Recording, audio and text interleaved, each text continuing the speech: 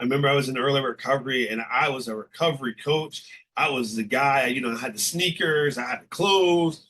I even gave me a little badge and I would walk into the program.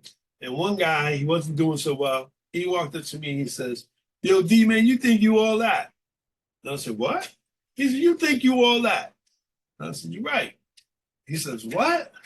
I said, "You're right. I do think I'm all that." He said, "Well, you're not supposed to talk to us like that. We're clients. Why would you say that?" I said, "Let me tell you something. There was a time in my life that I didn't think I was all that, right? There was a time in my life that I didn't think I was anything.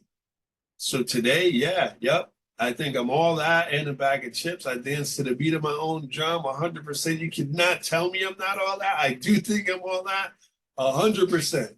Because sometimes in this work, we have to be our own biggest cheerleaders, if that makes sense, right?